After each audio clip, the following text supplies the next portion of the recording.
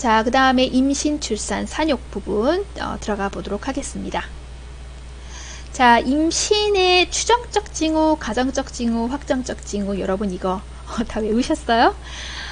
우리가 이제 기본적으로 확률적으로 따지고 보면 확정적 징후는 100%예요. 이건 진짜 임신이야. 100% 임신이야 라는 거고요. 추정적 징후는 정말로 거의 그냥 일반 사람도 느낄 수 있는 징후를 우리가 추정적 징후라고 하겠죠. 어중간하면 가정적 징후로 우리가 구분을 합니다. 자, 확정적 징후부터 볼게요. 자, 태아 심박동수가 들립니다. 심박동이 초음파를 통해서 쿵쿵쿵쿵 들려요. 당연히 100%겠죠. 그리고 초음파를 통해서 태아가 확인이 돼요. 100%죠. 그리고 검진자에 의해서 아기가 꿀러가면서 바깥으로 이렇게 퉁 치는 것들을 느껴요. 그러면 이것들은 다 확정적 징후입니다. 그러면 우리가 추정적 징후 볼게요. 비임신 시에도 발생 가능한 것들이에요. 추정적 징후는. 자, 무월경 가능하죠. 오신구토, 입덧, 빈뇨, 유방팽만 이런 것들은 좀 애매해요. 그렇지만 여러분 여기에는 특이적으로 태동이 있어요. 첫 태동. 계속 아기가 움직이는 다음의 태동이 아니고 첫 태동이에요.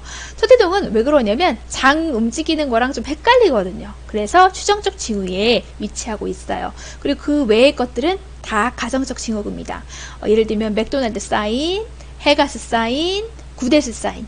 여러분 이거 맥도날드, 해가, 구데 이 모든 사인들은 대부분 연화예요. 자궁이 전체적으로 되게 부드러워진 거죠. 소프트닝 되어 있을 경우에 맥도날드, 해가, 구데스 사인들 나타날 수 있습니다.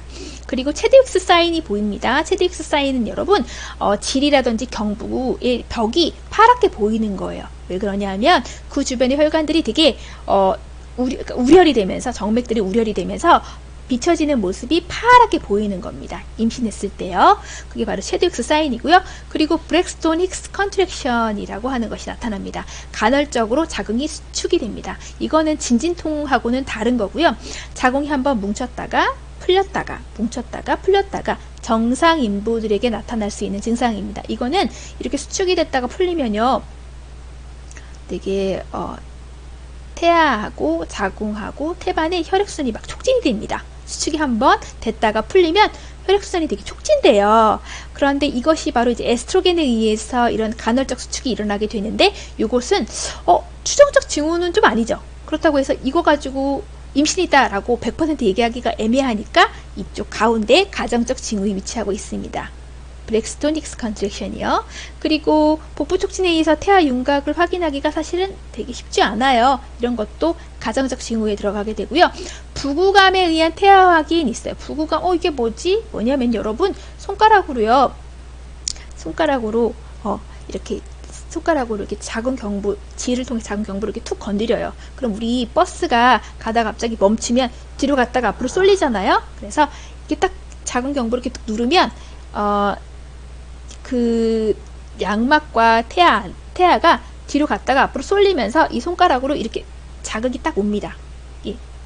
이렇게 제가 이제 손가락으로 잠깐 이렇게 해서 이제 여기 탁 눌렀잖아요. 그럼 뒤로 갔다가 이거 앞으로 쏠리면서 손가락으로 어떤 뭔가 움직이는 듯한 느낌, 움직여서 내 손에 닿는 느낌, 이것을 느낄 수 있습니다. 이것을 바로 이제 부구감이라고 합니다.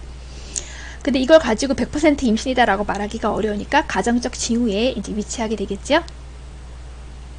자, 임신 중의 위험 증상 살펴보겠습니다. 여기에서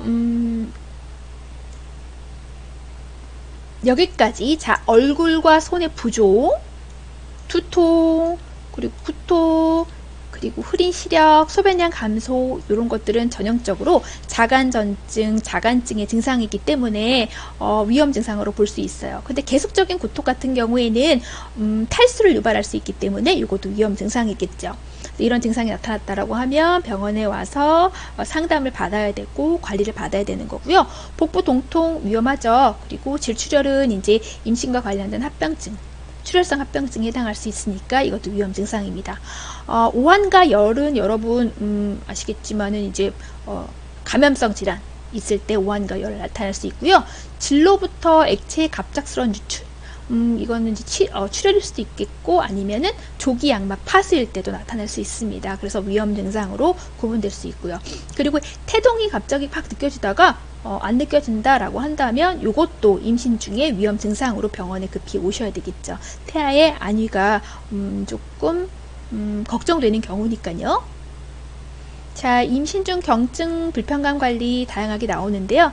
여러분 그냥 하나만 기억해 놓으시면 돼요. 휴식하시면 됩니다. 쉬시면 돼요. 다리 올려놓고 누워 계시면 다 해결이 됩니다. 그 중에 하나, 오심과 구토, 입덧 있어요. 입덧이 있을 때 한 몇 년간은 이게 항상 답이었는데요. 입덧 있다라고 하면은 염분이 없는 크래커를 오전에 먹어라 라고 하는 것이 좋은 간호중재 방법으로 계속 거론이 됐습니다. 그래서 입덧 있다라고 하면 오전에 일어나서 크래커 먹어라 라고 하는 것이 가장 효과적인 방법이었고요. 그 외적인 것들은 휴식을 하면은 대부분 다 완화될 수밖에 없는 증상들입니다. 뭐 가슴앓이 같은 경우가 있으면 이제 필요에 따라서는 약물 복용할 수 있지만 따뜻한 차 마시면 되고요. 치질 같은 경우는 여러분 식이습관 변화시켜야 되겠죠. 물도 많이 마시라고 하고요. 하지 경련이라든지 부종 이런 것들 있으면 다리 올려놓고 쉬시라고 하는 것들 말씀드릴 수 있고, 경련은 여러분 좀 자주 나타나기 때문에 이런 것들은 뭐 물론 우유 섭취도 가능하지만 다리 올려놓고 쉬는 것도 굉장히 효과적이라고 하거든요. 그래서 쉬라고 말씀드리는 거고요. 정맥류도 마찬가지예요. 밤에는 조금 다리 올려놓고 쉬시라고 하는 것이 효과적이다 라고 표현할 수 있겠습니다. 자, 이번에는 암니오틱 플루이드 인덱스 좀 살펴볼게요. 자, AFI라고 하는데요. 배꼽을 기준으로 여러분 4등분을 합니다. 이렇게 4등분을 해서요. 중간에 이제 이렇게 태아가 보이는데요. 태아가 없는 부분에 가장 수직의 길이를 이렇게 쭉 잽니다. 태아가 없는 부분만 수직의 길이를 이렇게 재봐요. 이렇게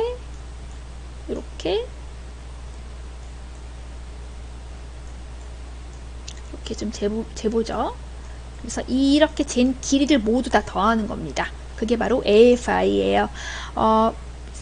센티미터를 쟀을 때요, 5cm가 안 되면 양수 과소증이고요, 올리고 하이드로 암니오스고 23cm가 넘는다라고 하면 양수 과다증입니다.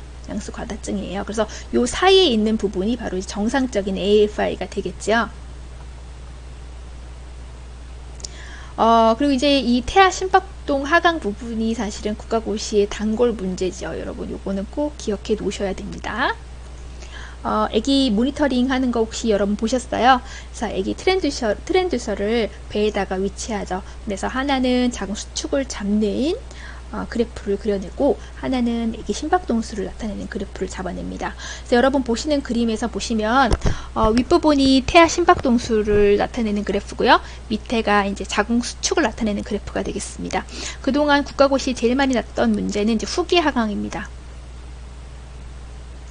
자, 자궁수축 피끝을 기준으로 위로 쭉 끌어당겨 올라갑니다. 자, 올라가요. 그런데 그 뒤에 이렇게 아기가 떨어지는 양상 보이죠? 페탈 디설레이션이 그 뒤에 나타납니다. 자궁수축의 피끝점을 기준으로 그 뒤에 나타나요. 이걸 우리가 후기 하강이라고 합니다. 이 후기 하강이 나타나는 이유는 뭐냐면, 자, 일단 자궁수축했어요. 자궁수축을 했을 때 그래프가 올라가죠. 산 모양으로 이렇게 올라가는데, 수축을 꽉 했어요. 그러면 아이가 그래도 태아가 이걸 견뎌내야 됩니다. 견뎌내야 돼요. 그렇지만 이거에 대한 여파를 태아가 그대로 받고 회복이 잘 안 된 상태에서 뒤에 떨어졌다가 겨우 회복합니다. 수축이 됐고 나서 아기가 뚝 힘들어 했다가 겨우 회복한다 라고 하는 것은 뭐의 문제냐? 자궁과 태반의 관리에 어떤 문제가 있기 때문에 태아가 바로 회복하지 못하고 그 뒤에 떨어진다라고 생각하시면 돼요. 이런 경우에는 간호중재가 중요합니다. 어떻게 하는 거냐면, 인부가 옆으로 누워요. 레프트 라테랄 포지션, 좌측위를 합니다. 좌측위를 하는 이유는 자궁의 순환을 아주 촉진시켜주기 위해서 좌측위 해주시고요. 그 다음에 심호흡합니다. 심호흡하시라고 격려하고 수액 틀어주고, 필요에 따라서는 산소 공급해줍니다. 자, 레프트 라테랄, 심호흡, 플루이드, 필요에 따라서는 O2를 줍니다. 그게 이제 간호중재가 되겠고요. 요즘에 조금 많이 나오는 문제로서 이제 조기 하강 나옵니다. 자, 조기 하강 있고 가변성 하강 있어요. 조기 하강은, 자, 이것도 조금 이 그래프는 조금 애매하긴 한데요. 그래도 조금 살펴볼게요. 자, 피크점을 기준으로 올려가 볼게요.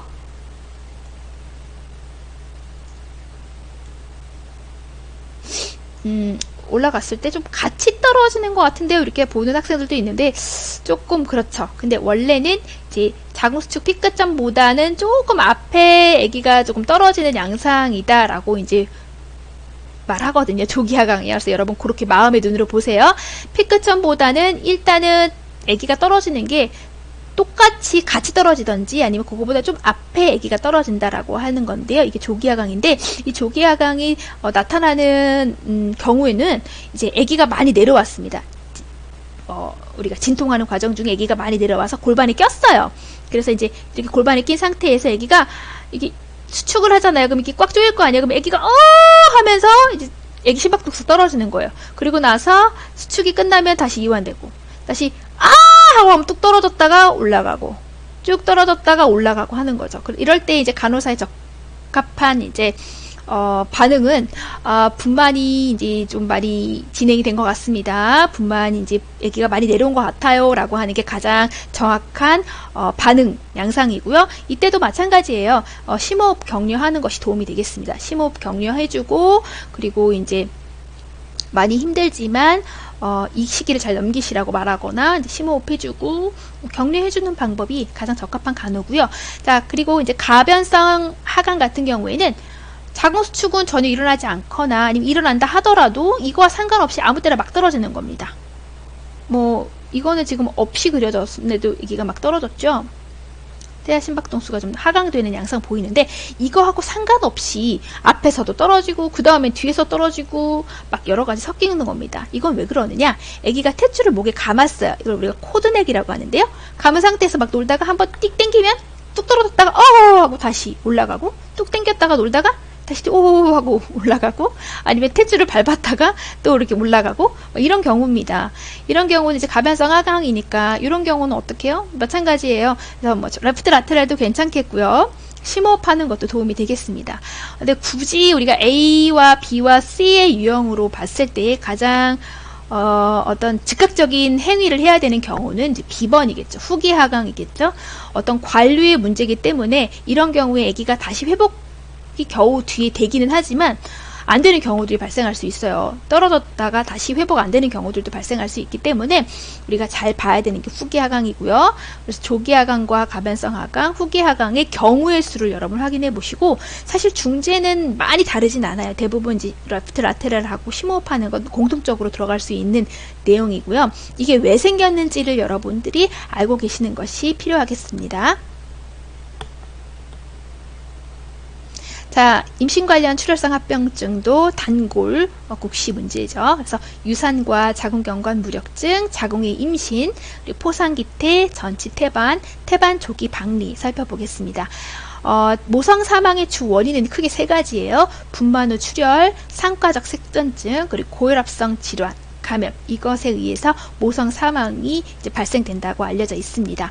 제일 먼저 임신 전기 초반에 출혈되는 경우 왜 그러느냐 볼게요. 유산 때문에 그렇다는 거죠. 임신 20주 이하일 때, 자, 원인은 불분명해요. 대부분 확인하기가 어렵다라고 알려져 있고요. 그리고 유산의 종류는 여러분 1번하고 2번 엮어보고요. 3번하고 4번 엮어보고 살펴볼게요. 불가피 유산은 유산을 피할 수 없다라는 거예요. 경관이 어떻게 됐어요? 열렸어요. 그리고 통증도 심하고 출혈도 심해요. 그래서 이건 유산이 이미 진행돼 버린 거예요. 막을 수 없어요. 막을 수 있는 경우는 절방 유산이에요. 절방 유산은 막을 수 있어요. 경관이 일단 막혀 있기 때문에 잘만 유지하면 임신을 유지할 수 있다라고 하는 거죠. 그래서 무통성 질출혈이 있을 수 있고요. 그래서 이런 경우에는 다리를 쭉 펴고 또 다리를 올려놓고 쉬면은 우리가 이제 임신 유지 가능하다고 하는 거고요. 자, 완전 유산과 불완전 유산 이렇게 두 가지로 나뉘어질 수 있습니다. 완전 유산은요, 수태산물이 모두 배출되어 버린 경우가 완전 유산이에요. 그러니까 이때는 사실 우리가 어떤 간호 중재를 해줄 건 없죠. 완전히 그냥 아기가 다 나가버린 거니까요. 태아하고 부속물이 다 나가버린 거니까요. 불완전 유산은 일부만 나가고 일부 남아있는 상태예요. 이런 경우는 DNC를 해줘야겠죠. 딜라테이션 큐레티즈를 해줘야겠고요. 계류 유산이라고 있습니다. 계류 유산은 태아가 사망한 후에 2개월 이상 그 자궁 내에 머물렀던 경우를 우리가 계류 유산이라고 합니다. 그리고 습관성 유산이라고 하는 것은 습관적으로 계속 유산이 되는 경우를 말해요. 3회 이상의 유산이 되는 경우를 우리가 습관성 유산이라고 이야기합니다. 자, 유산 시기별 원인은 왜 그런 거냐라고 볼 수 있는데요. 초반 12주 이내는요, 대부분 염색체라든지 유전적인 어떤 결함, 태아의 문제이기 때문에 유산됐다라고 볼 수 있고요. 후기 유산 같은 경우에는 자궁 자체의 문제일 수 있어요. 그래서 경관이 그냥 무력해서 태아가 바깥으로 나갈 수도 있고요. 아니면 생식기 기형이라든지 자궁 발육 부전 이런 것들에 의해서 후기 유산이 유발될 수 있습니다. 간호중재 살펴보겠습니다. 불가피 유산은 제가 뭐라고 했어요? 유산을 피할 수 없습니다. 그래서 이런 경우에는 이제 임신 지속이 안 되기 때문에 임신은 종결시켜야겠지요. 그래서 뭐 DNC를 이제 불가피하고요. 그리고 절방 유산은 이제 충분히 휴식하면서 유지할 수 있다라고 하는 거고, 완전 유산은 수태사물이 다 싹 빠져나간 거라고 말씀드렸어요. 이런 경우는 자궁 수축제만 투약해 주시면 돼요. 그래서 메덜진이라고 하는 거 투약해 주시면 되고요. 불완전 유산은 이미 이제 어느 정도 부분은 나갔고 아직 나가지 못한 부분이 있어요. 이런 경우에 소파술하고 예방적인 항생제 투약할 수 있습니다. 계류 유산도 이제 일단은 2개월이나 지난 거예요. 유산되고 나서요. 그래서 임신 반응 검사 확진하기 위해서 하고요. 근데 이렇게 오래 자궁 내에 이제 태아가 이제 멈춘 상태에서 오래 있으면 DIC라고 해서 파종성 혈액 코아글레이션, 응고증이 생길 수도 있고요. 그리고 저섬유소혈증이라고 해서 응고와 출혈에 어떤 문제가 생길 수 있습니다. 그래서 그런 것들이 있는지를 좀 살펴봐셔야 되고요. 습관성 유산이 있는 경우 왜 자꾸 습관성 유산이 되는지를 확인해 보셔야겠지요. 자, 그 다음에 자궁경관 무력증입니다. 이것은 18주나 32주, 18주에 32주에 갑자기 통증이나 출혈도 없이 태아하고 부속물이 훅 빠지는 경우예요. 이런 경우는 이제 선천적인 원인과 후천적인 원인 이 두 가지가 보여지지만 일단은 이런 경우에는 중재가 어떻게 되냐면 여러분 묶어주는 거예요. 자궁경관을 묶어줍니다. 그래서 여러분 자궁경관이 있으면요, 자 이렇게 한번, 이렇게 한번, 이렇게 한번, 이렇게 한번 하고 쭉 잡아 당겨가지고 묶어주면 입이 이렇게 벌려졌다가 딱 당겨지겠죠. 그래서 이제 경관 무력증을 완화시켜 줄 수 있고요. 나중에 자연분만 할 때 그때 풀어주시면 되고 그때까지는 꽉 묶여져 있는 상태가 유지가 되어야 되겠습니다. 그 다음에 액토피 프레그넌시도 이제 국가고시 문제의 단골 메뉴입니다. 요거는 이제 난관의 임신이 주로 호발한다고 알려져 있고요. 수정란이요, 자궁관 외에 부분에 착상되는 겁니다. 원인을 살펴보면 난관이 좁거나 폐쇄되어 있어가지고 이것을 통과 못해서 난관에 딱 착상되어 버리는 경우들이 있고요. 아니면 난관이 수정란에 대해서 수용력이 너무 증가돼서 얘를 자궁으로 보내지 않고 내가 이렇게 딱 수용해 버리는 겁니다. 그리고 자궁 내막증이라고 있는데요. 엔도메트리오시스 여러분 들어보셨어요? 월경혈이 밑으로 내려가지 않고 위로 역류하는 경우에 자궁 내막 세포들이 자궁 난관에 착상하는 경우들이 생깁니다. 그래서 거기서 증식을 해서 출혈을 일으키거든요. 그런 경우에도 자궁의 그 난관이 좁아지는 현상을 일으킬 수 있습니다. 그런 경우도 자궁의 임신 유도할 수 있고요. 그리고 자궁 내 장치가 있어서 자궁각 내에 착상하지 못해서 다른 곳에 또 착상하는 경우들이 생깁니다. 그런 경우에도 자궁의 임신을 일으킬 수 있다라고 보여지는 거죠. 그래서 여기 그림으로 보여집니다만 골반염증성 질환이라든지 난관염 아니면 자궁 내막증, 여기 자궁 내막 세포가 여기에 딱 착상해서 얘네가 두꺼워져 버리는 거예요. 그러니까 여기에 수정란이 통과를 못하게 되는 겁니다. 아니면 선천적인 어떤 기형이 있을 때도 자궁의 임신이 생길 수 있고요. 그래서 자궁의 임신 부위는 되게 다양한 곳에서 착상할 수 있다. 이것은 임신 유지 못합니다. 임신 종결해야 되고요. 당연히 제거해 내야 됩니다. 증상이 여러분 특이적이에요. 칼로 찌르는 듯한 통증 때문에 옵니다. 그래서 이거는 맹장염하고 좀 구분을 잘 해주셔야 됩니다. 그리고 만약에 출혈이 됐다라고 하면은 저혈량성 쇼크가 유발될 수 있기 때문에 그 부분 잘 살펴주셔야 되고요. 만약 복강으로 출혈이 새어 나온다고 하면 배꼽 주변이 푸르스름하게 변합니다. 그런 경우가 있는지 살펴보셔야 되겠습니다. 그래서 히스토리 테이킹부터 해야겠죠. 언제 마지막 월경을 하셨는지 확인해 보시고요. 골반 검사, 제일 중요한 것은 사실은 여러분 초음파를 통해서 확인해 보는 게 가장 정확합니다. 맥낭청자라고 하는 부분이 있는데요. 그 부분은 제가 뒤에서 그림으로 보여드릴게요. 그래서 그 부분에 이제 혈액질 치로 인해서 출혈이 있는지를 확인한다. 그래서 필요에 따라서 복강경을 통해서 일때 그 부분 제거해 낼 때도 활용할 수 있습니다. 치료 및 간호중재 보시면요, 개복술에서 이제 떼어내기도 하고요, 아니면 MTX라고 하는 항암제, 앞서서 말씀드리는데요. 그래서 맥소스레세이트를 투약을 해가지고 자궁이 임신된 그 조직을 이렇게 말리려고 투약하는 경우들도 있습니다. 필요에 따라서는 출혈이 많다라고 하면 수혈도 가능합니다. 그래서 여기가 이제 포스테리어 쿨데색이라고 하는데요. 자궁하고 직장 사이에 빈 공간이 있습니다. 근데 만약에 복강 내에 자궁의 임신이 복강 내에 됐으면 출혈이 이쪽에도 이렇게 고일 수 있어요. 그래서 시린지를 통해서 이렇게 쪽 뽑아냈을 때에 이쪽에 출혈이 이렇게 피가 쪽 뽑아 나올 수도 있습니다. 그런 경우에도 복강 내 출혈이 있구나 라고 진단 내릴 수 있어요.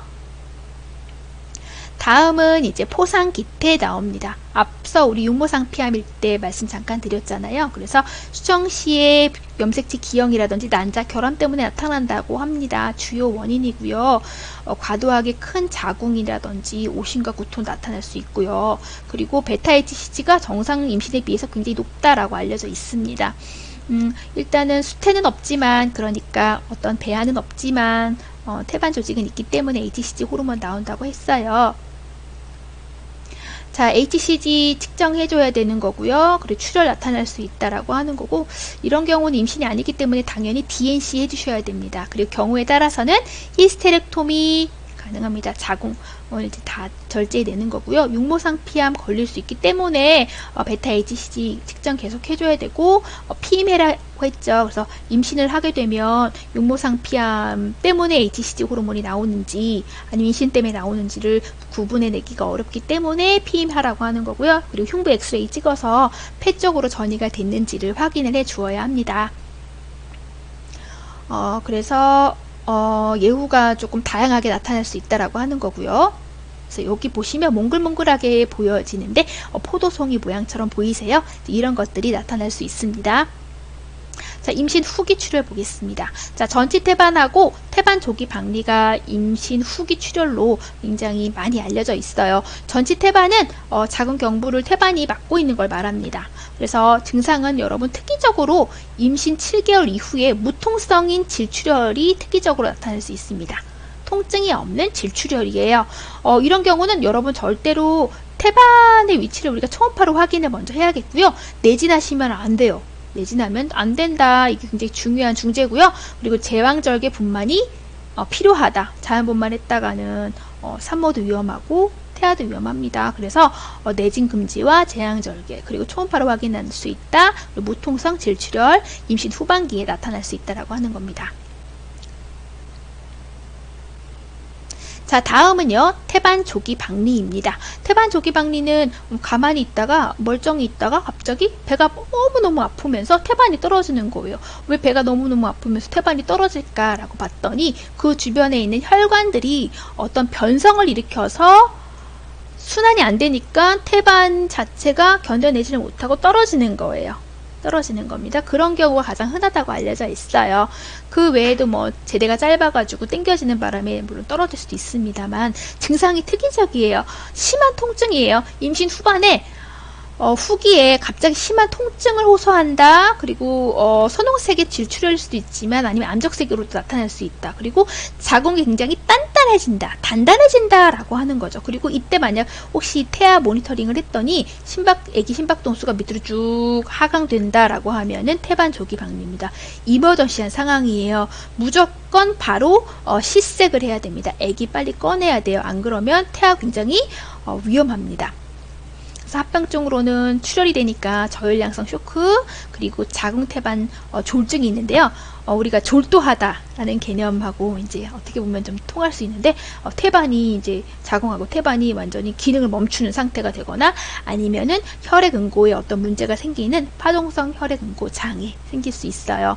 그래서 수행요법이라든지 수혈요법, 그리고 태아 곤란증이 이제 생길 수 있기 때문에 제왕절개해야 됩니다. 여기 사실 교과서에서는 태아 생존 시에는 뭐 질본만 유도한다라고 했는데, 일단은 임상에서는 태반 조기 박리가 의심된다, 그리고 그것이 이제 이거 확실하다라고 하면 바로 제왕절개를 합니다.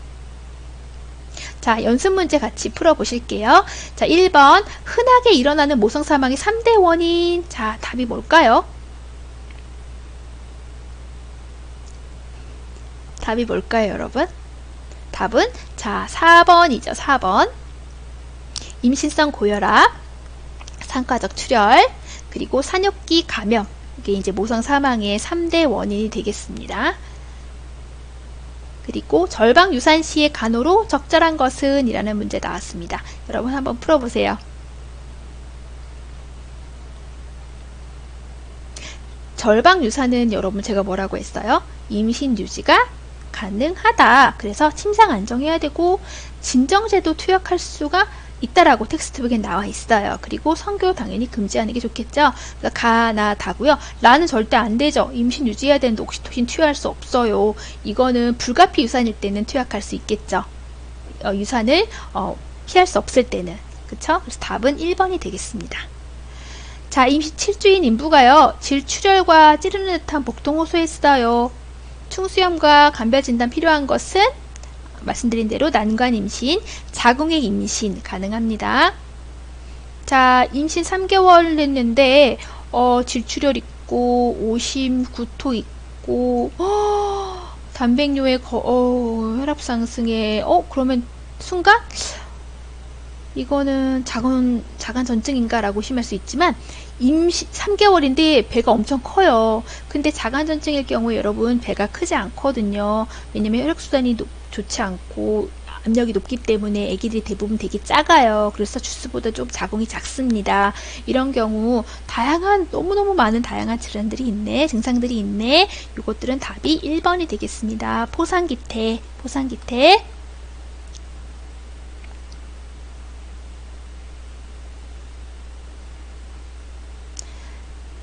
자, 그리고 5번입니다. 자, 통증과 출혈 없이 태아가 갑자기 배출되는 거 뭐였어요? 자, 자궁경관 무력증, 그쵸? 자궁경관 무력증. 그리고 임신 34주 인부가 통증이 없고, 자, 통증이 없어요. 근데 질출혈이 있네요. 이것은 뭐였어요? 전치태반이었죠. 통증이 없는데 질출혈이 있다라고 하면 전치태반이고, 통증이 있다라고 하면 태반 조기 박리하고 구분해 내야겠지요. 자, 앞서 말씀드린 대로 이제 임신성 고혈압 볼게요. 임신성 고혈압은 대개 이제 자간전증과 자간증으로 나타난다라고 했는데, 자간전증과 자간증의 차이는 경련이 있냐 없냐의 차이예요. 근데 원인은 사실은 많이 있긴 하지만 정확하게 알 수 없다라는 것이 대세고요. 그래서 다양한 혈관 질환이 있거나 이런 경우에는 생길 수 있다라고 하는데, 여기 보시면 특이적인 증상 나타납니다. 고혈압, 단백뇨, 부종, 이것이 있으면 우리가 임신성 고혈압이다 라고 판단할 수 있어요. 근데 제가 이때 자간전증하고 자간증의 차이는 제가 뭐라고 했냐면 경련이 있고 없고의 차이라고 말씀드렸어요. 그래서 경련이 유발될 때는 두통이 심하고요, 시야가 흐리고, 그리고 단백뇨도 많이 나오고 에피가스트릭 페인이 나타나요. 이런 것들은 어떤 혈관의 그런 압력이 굉장히 세지면서, 그리고 순환이 좋지 않으면서 나타날 수 있는 다양한 증상이거든요. 그리고 특히나 이 심화부 통증, 에피가스트릭 페인은 간이 망가지고 있다라고 하는 증상이에요. 그래서 이런 것들도 간의 주변의 혈관들이 압력이 높아지면서 나타나는 증상이기 때문에 이런 게 있는지를 보고 이런 게 나타난다라고 하면 빨리 즉각적으로 간호를 행해줘야 됩니다. 그래서 경한 자간전증, 심한 자간전증, 자간증 있어요. 이때는 경련 나타나고 있지요. 혈압도 굉장히 높아집니다. 기본적으로 경한 자간전증은 140에 92 정상적으로 보여지고요. 경한 자간전증일 때요. 그리고 심한 자간전증은 160에 110. 자, 단백뇨 나타나고요. 소변 잘 안 나오고요. 폐부종 나타날 수 있어요. 그리고 여기 보시면 두통 계속 나타나고요. 헬프 심텀 나타날 수 있다고 되어 있습니다. 여기서 헬프는요. 헤몰라이시스, 엘리베이티드 리버 엔자임, 로우 플레이틀릿을 줄인 말입니다. 헬프 심텀 도와달라라는 심텀처럼 보이시죠? 그래서 혈액이 용혈된다. 그러니까 혈액이 다 깨져버리고, 그리고 간이 망가지고 있으니까 간 효소가 당연히 증가될 수밖에 없죠. 간세포가 터지면서 이 안에 있는 효소가 나오니까요. 그리고 저혈소판 혈증들이 나타날 수 있습니다. 그러면서 경련으로 넘어갈 수 있어요. 이런 경우에는 조금 안정해 줘야 됩니다. 그래서 혈압이 좀 많이 떨어질 수 있도록 안정해 주고요. 자극을 최소화 시켜 주고요. 경련 시에는 여러분 흡인되지 않게끔 고개 옆으로 돌려주는 거, 그리고 중요한 것은 태아 심음을 잘 청취해 주어야 합니다. 이것이 가장 중요하고요. 그래서 투약으로는 황산 마그네슘 투약할 수 있어요. 황산 마그네슘은 궁극적으로는 우리가 이제 경련을 조절해주고 경련이 일어나지 않게끔 해주면서 혈압도 좀 떨어질 수 있기를 우리가 기대하면서 황산 마그네슘 씁니다. 그렇지만 이것에 대한 큰 부작용이 뭐냐면 호흡수가 감소할 수 있어요. 호흡수가 우리 근이완을 통해서 호흡수가 감소될 수 있어요. 그래서 이 황산 마그네슘 투약하는 인부들 같은 경우에는 소변량도 감소된다고 알려져 있기 때문에 아이오와 그리고 레스피레이션 체크를 잊지 말아야 됩니다. 그래서 이런 것들 확인해보고 투약을 해주다가 투약을 급하게 멈춰야 되는 경우는 호흡수가 12회에서 16회 이하로 너무 많이 떨어졌다라고 한다면 이러다가는 갑자기 서든 데스할 수 있어서 투약을 정지해줘야 돼요. 그리고 반사가 많이 떨어진 경우, 그래서 우리가 딥텐던 리플렉스라고 해서 심부관 반사 측정하는데요. 이런 것들이 소실됐다라고 하면 약을 줄이던지 끊던지, 그리고 호흡수도 같이 확인해 주어야 합니다. 그리고 이렇게 혈압이 올라가져 있는 경우엔 여러분 아기 낳고 나서 메덜진 우리 보통 투약하잖아요. 메덜진 투약은 금지입니다. 그래서 옥시토신은 가능하지만 메덜진 투약하면 안 돼요. 이런 경우에 혈압이 더 올라갈 수 있기 때문에 메덜진은 투약하지 않도록 합니다. 그리고 그 인부에게, 산부에게 이뇨제는 될 수 있으면 사용하지 않는다고 알려져 있습니다. 그리고 분만은 그 상황에 따라서 가능합니다. 그래서 경련이 잘 조절됐다라고 한다면 분만은 가능합니다. 그리고 인슐린 요구량, 제가 이제 임신성 당뇨 좀 살펴보려고 하는데요. 임신 1기, 2기, 3기, 그러니까 임신 초기와 중기와 말기 이렇게 나눠지는데, 요구량 보시면 초기에는 조금 인슐린 요구량이 떨어지지만 중기와 말기 때는 인슐린의 요구량이 현저하게 증가된다라고 알려져 있어요. 그렇지만 분만과 분만 후는 굉장히 몸이 힘들어지고 탈진되고 하기 때문에 축 처지기 때문에 인슐린 요구량은 또 감소됩니다. 그래서 계속 감소되다가 초기하고 말기 때만 인슐린 요구량이 증가된다라는 부분 기억해 두시고요. 당뇨병이 임신에 어떤 영향 미치느냐라고 하면 굉장히 크리티컬하게는 비뇨기계 감염이 흔하다라고 알려져 있습니다. 왜냐하면 여러분 당뇨가 이제 생기게 되면 질분비물이라든지 우리 외부 생식기가 조금 균들이 좋아하는 조금 글루코즈가 조금 쌓이기도 하고, 그리고 애시딕한 환경을 유지를 잘 못해요. 그래서 비뇨기계 감염이 조금 쉽게 일어납니다. 우리 여러분 기본적으로 이제 당뇨 있으신 분들 보면 감염에 취약하다고 알려져 있잖아요. 그거와 같은 맥락이라고 보시면 되겠습니다. 그리고 당 수치가 올라가면서 임신성 고혈압 유발될 수 있고요. 그리고 양수 과다증도 나타날 수 있습니다. 이것은 이제 기본적으로 우리가 당뇨 있으신 분들이 다갈, 다식 하잖아요. 그리고 단뇨도 있잖아요. 이게 이제 소변에서 당이 이제 나가게 되면서 소변도 양이 되게 많아지잖아요. 당뇨 있으신 분들. 그래서 아기들이 이 양수라는 것은 태아가 소변을 보면서 중후반기 때는 소변을 보면서 양수를 만들어내는데, 이때로 이제 이 당뇨의 영향으로 태아가 이제 소변을 많이 보게 됩니다. 그래서 양수가 되게 많아지는 것이 이제 양수 과다증 생길 수 있고요.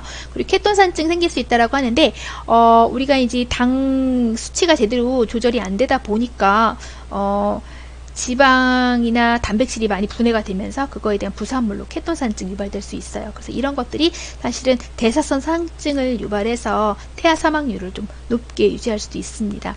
그리고 여러분, 이 당이 사실은 충분히 쓰이지 못하니까 태아에게 많이 이제 당이 조절이 안 되니까 태아에게 당이 많이 감으로 인해서 태아가 거대아가 될 수도 있어요. 그래서 거대아가 됨으로 인해서 아기가 이제 난산이 될 수도 있고요. 그리고 난산으로 인해서 산후의 산후출혈의 빈도가 또한 증가될 수 있다라고 알려져 있습니다.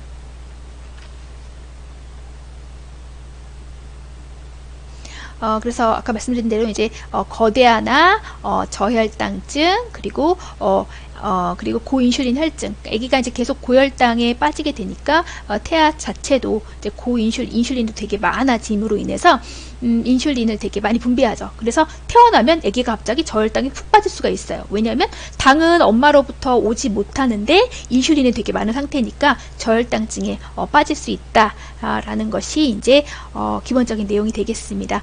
그 영양학적으로 이제 당뇨에서 너무 이제 컨트롤할 필요는 없습니다. 임시성 당뇨라고 해도 당뇨성 인부와 동일하게 섭취하시면 되겠고요.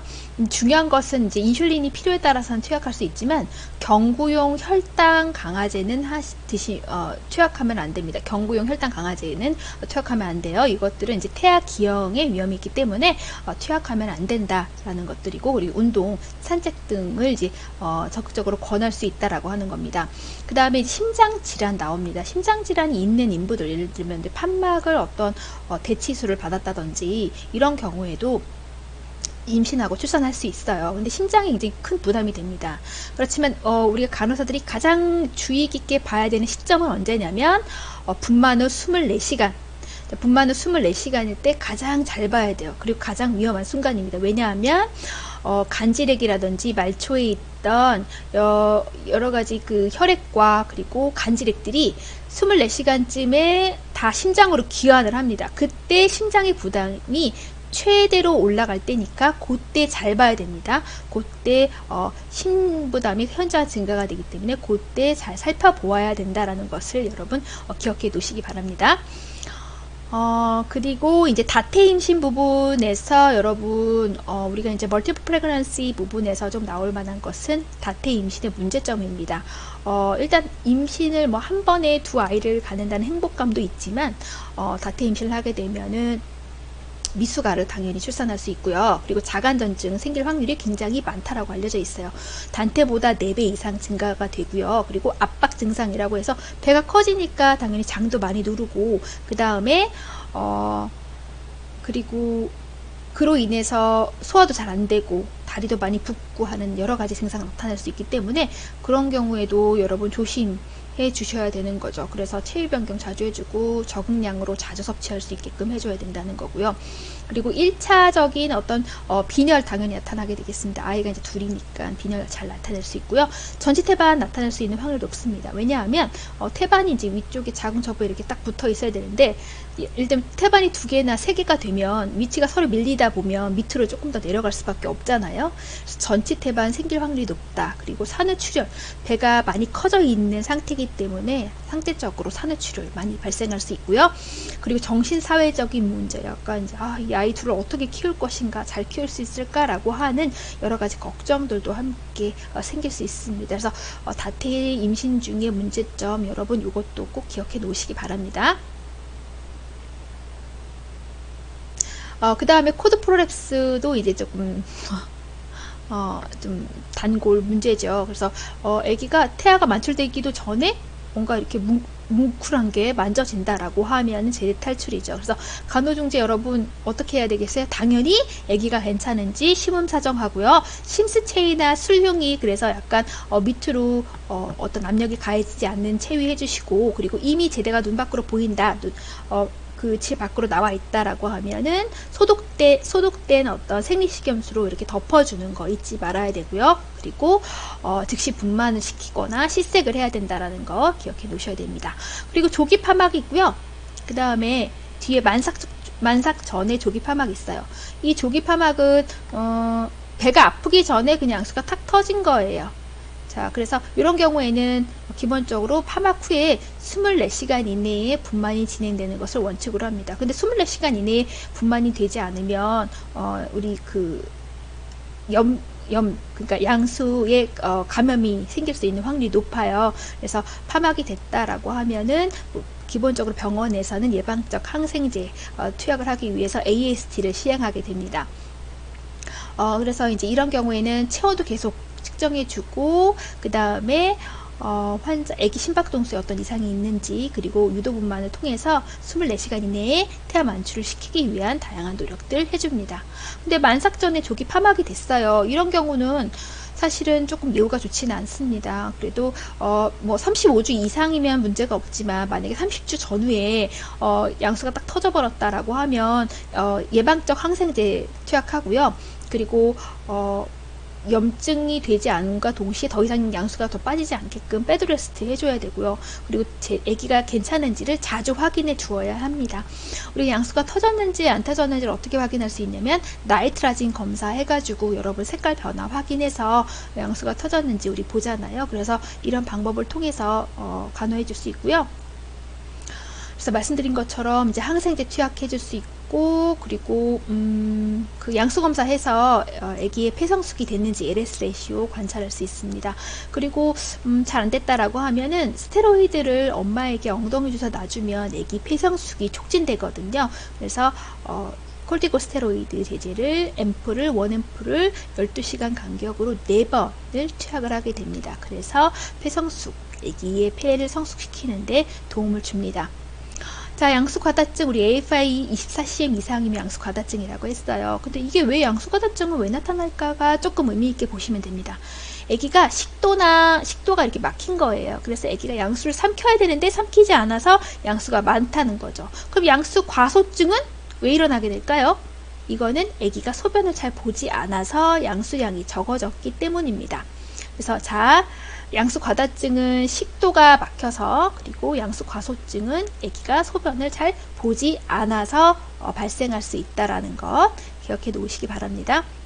그래서 필요에 따라서는 양수를 빼주기도 하고 양수를 넣어주기도 하지만 그것은 이제 사실 일시적인 거고 그것이 완전 치료법은 잘 될 수 없다라는 것도 같이 기억해 놓으시기 바랍니다. 분만의 절대적인 요소 이거 한번 OP 여러분 OP 그쵸? 이것도 기억해 놓으세요. 그래서 패신저 어떤 것들이 이제 태아나 부속물이 통과하는지, 산도, 파워, 그리고 산부의 자세라든지, 그리고 심리적인 반응, 이게 분만의 절대적인 요소다라는 거 기억해 놓으시고요. 그리고 골반 입구에서 크게 중요한 것이 진결합선과 산과적 결합선이다. 요거 두 개 기억해 놓으세요. 진결합선은 치골결합에 여러분 상연에서 천골갑까지, 그리고 산과적 결합선은 치골결합의 내면과, 자, 내면 상과적 결합선 여기 보시면, 이쪽 보시면 여기 중간에 여기 점선이 보이세요. 이렇게 실선이 보이시는데요. 치골결합의 내면과 천골갑까지의 거리, 이게 10cm인데 이 길이에 따라서 태아가 이 골반 안으로 진입할 수 있느냐 없느냐를 결정할 수 있어요. 그래서 이 거리를 기억해 놓으시고요.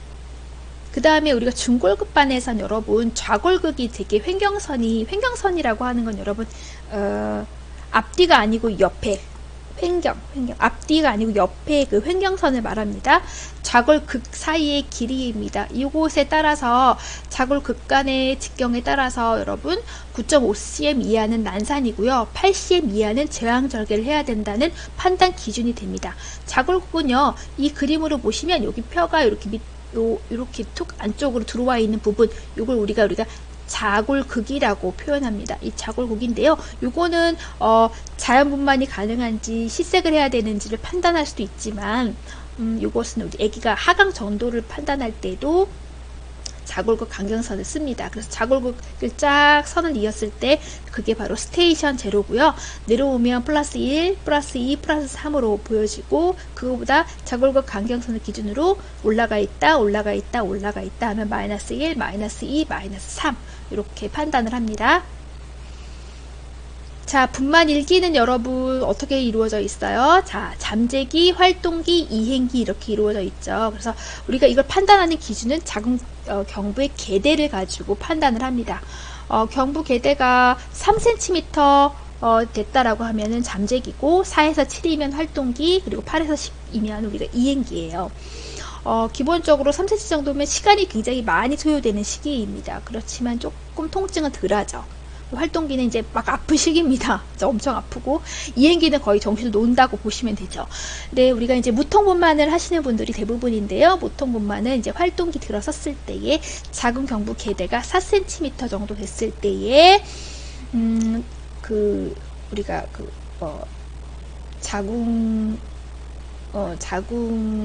우리 무통분만, 허리에다가 맞는 무통 주사액을 맞을 수가 있습니다. 시간으로 보시면은 3cm까지 열릴 때가 조금 많이 걸린다라는 거 확인해 볼 수 있어요. 그리고 갈수록 더 어떻게 할 수 없는 그런 반응들을 보이게 되죠. 그래서 분만 1기 동안에는 이제 이런 것들은 한번 여러분 살펴보시고, 대부분 호흡수가 많이 증가한다. 그래서 호흡성 알칼리증 유발하고 심박동수 당연히 올라갈 수밖에 없어요. 그래서 혈압도 같이 올라갈 수밖에 없고요. 그리고 체온도 올라가고, 그 모든 것들이 대부분 액티베이션 된다고 보시면 되겠습니다.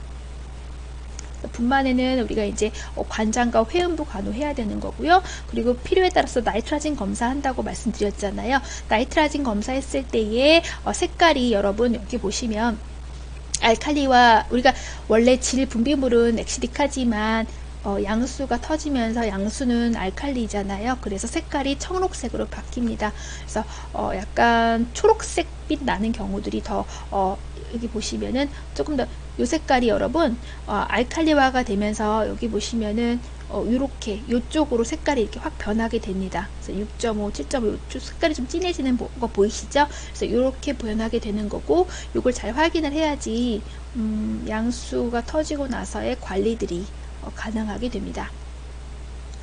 그래서 양수 파열시 간호를 보시면은 바이탈 사인 측정해 주시고요. 그리고 양수의 냄새, 리케지가 되는 냄새, 그리고 태아 심박동수를 당연히 확인해 주셔야 되고, 그 임산부의 체온을 꼭 기억해 놓으시고 확인해 놓으셔야 된다라는 거죠. 그래서 분만 1기에는 대부분 호흡법과 그리고 중간 그 수축 사이사이에 이완이 충분히 될 수 있도록 간호해 주셔야 되는 거가 있습니다. 그리고 분만 2기가 됐다라고 하는 것은, 우리가 1기까지는 작은 경부가 개대되는 거, 10cm까지가 개대되는 게 1기였죠. 2기는 태아가 만출되는 거, 3기는 태반 만출, 4기는 분만이 종료되고 나서의 1시간에서 4시간까지의 시간을 말합니다. 그래서 푸싱하는 기간이고요. 그리고 회음 절개는 이제 정중선이나 메디안이나 RML, 그래서 메디안이나 아니면은 사선으로 회음 절개할 수 있다라는 거죠. 그래서 기본적으로 정중선 가운데로 잘라주는 것이 회복이 용이하지만 잘못했다가는 항문까지 찢어질 수 있기 때문에 보통은 사경으로 이렇게 회음 절개를 하는 경우들이 많다라고 하는 거고요. 그래서 분만 직후에는 우리가 이제 0.5% 아리스로마이신 제가 일반적으로 투약한다고 했고요.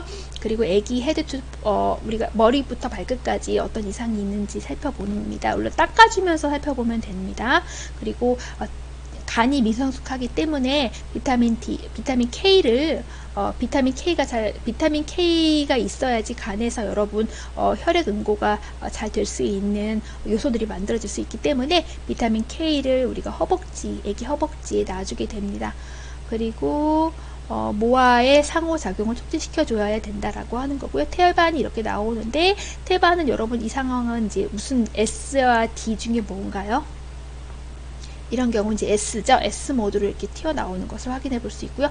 이 X로 나오고 나서 매덜진과 자궁저부 마사지 가능하겠습니다.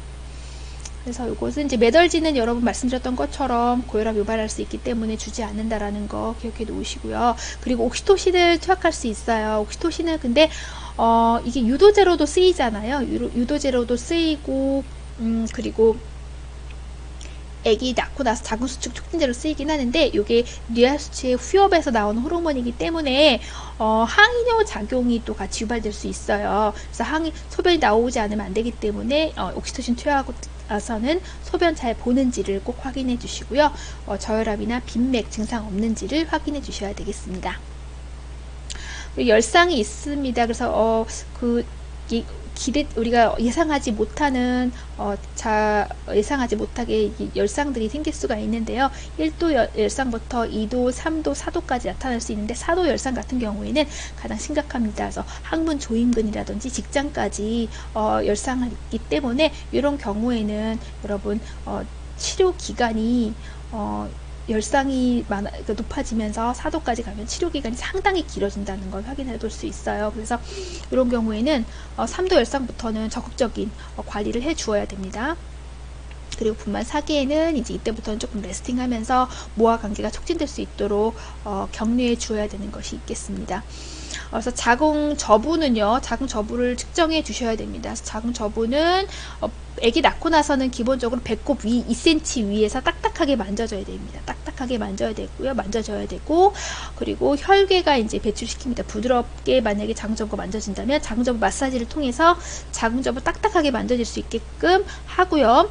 그리고 그 안에 오로를 좀 배출시킬 수 있도록 해주고요. 그리고 일단은 회음부가 깨끗한지도 확인해 주셔야 됩니다. 회음부 꼬맨 부분 있잖아요. 우리 회음절개술 했으니까 꼬맸잖아요. 그래서 그 부분 깨끗하게 봉합되어 있는지 확인해 주고 바이탈 사인도 자주 측정해 주도록 합니다. 그리고 패드는 여러분 앞쪽에서 뒤쪽으로 빼낼 수 있도록 해주고요. 그리고 산후통은 확실히 경산부가 심합니다. 그래서 초산부보단 경상부가 심하기 때문에 페인 컨트롤 해주고요. 필요에 따라서는 회음부의 얼음팩도 여러분 좀 대줄 수 있다라고 하는 부분이 있습니다.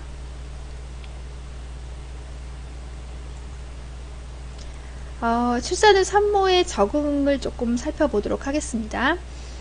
산욕기는 이제 분만 후부터 한 6주간의 기간을 말하고요. 일단 생식기계부터 보면 아기를 분만하고 나서 보시면은 분만 직후에는 그 자궁 저부가 치골 결합과 재화부 중간쯤에 있다라고 알려져 있는데요. 근데 사실은 좀 책마다 조금 다르긴 합니다만 어떤 책에서는 이제 배꼽에서 배꼽이 2cm 위에서 만져진다고 하는 부분들도 있고요. 어떤 책에서는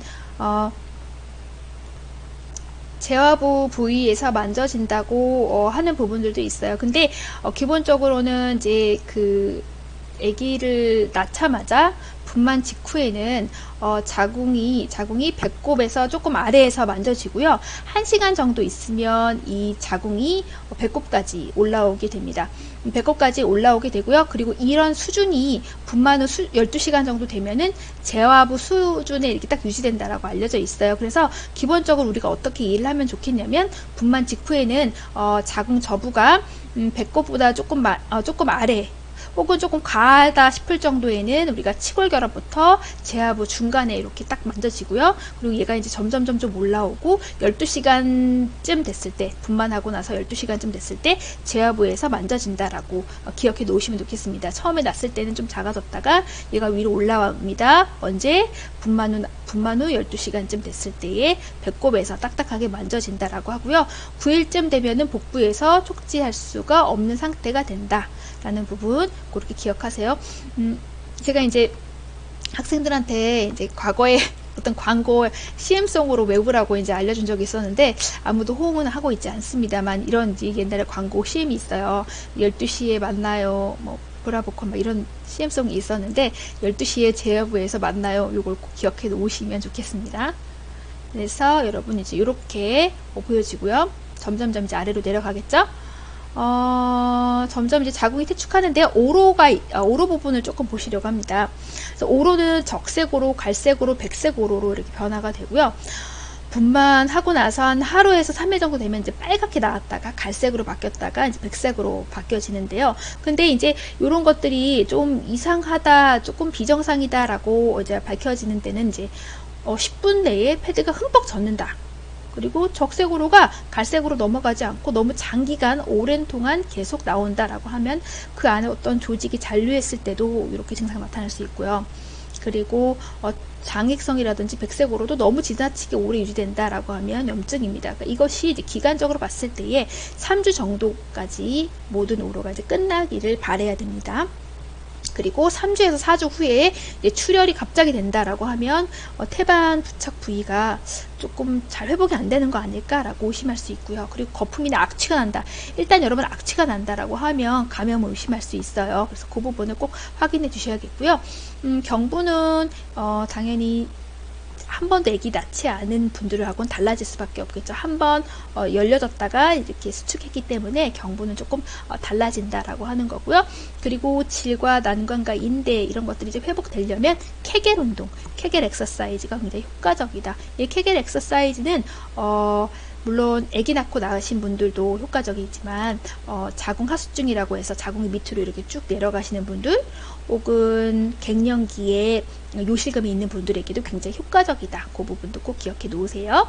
유방의 변화가 있겠죠. 그래서 우리가 프롤락틴 같은 경우에는 유집 생성에 관여하고 있고, 옥시토신은 여러분 사출반사라고 해서 바깥으로 이제 모유가 바깥으로 나갈 때에 많이 작용한다라고 알려져 있어요. 그래서 우리 모유의 장점은 여러분 너무 많죠. 그래서 면역에도 좋고 영양분도 많고 이런 것들이 있다라는 것들, 그리고 알러지도 방지한다라는 장점이 있다라는 거 그거 기억해 놓으시고요. 자, HCG 호르몬 태반 떨어져 나갔기 때문에 24시간 이내에 급속히 감소된다라는 부분도 기억해 놓으시면 좋겠습니다. 그리고 프로게스테론은 배란 후에 이제 당연히 이제 증가될 수밖에 없겠죠. 그 뒤로는요. 그리고 심혈관계나 비뇨기계 이런 것들은 한 번씩 보시면 좋겠고요. 그리고 체온이 여러분 24시간 이내에는 38도 이하로 상승할 수 있어요.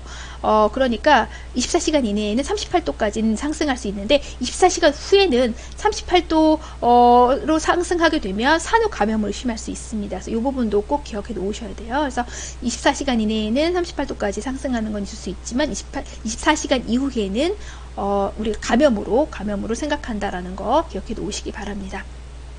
그래서 감염 예방이라든지 안위를 조금 간호해 줘야 되고요. 그리고 아기 낳고 나서 여러분 꼭 자연 배뇨하는지 확인해 주셔야 돼요. 그래서 제왕절개든지 자연 분만이든지 아기를 낳고 나서 방광이 굉장히 밀접하게 위치하고 있기 때문에 혹시 어떤 소변 보는데 문제가 있는지 없는지를 꼭 확인해 주셔야지 된다. 왜냐면 거기 혹시 방광이 손상을 입었을지도 모르니까요. 그리고 유방 관리에서 유방 우려를 됐는지 확인합니다. 그래서 가슴이 많이 아파하지 않는지를 확인해서 모유 수유를 이제 격려해서 유방 우려를 예방할 수 있도록 해줘야 되겠고요. 그리고 필요시에는 여러분 진통제도 가능하다라는 것들, 그리고 성생활 같은 경우에는 분만은 이제 한 3주 후부터 가능하시다라는 것들, 영양은 수유기 때 가장 골고루 많이 드셔야 된다는 거 꼭 기억하실 수 있도록 해주시면 좋겠습니다. 자, 여러분 장시간 강의 들어주신다고 고생 많으셨고요. 이젠 정말로 끝내도록 하겠습니다. 감사합니다, 여러분.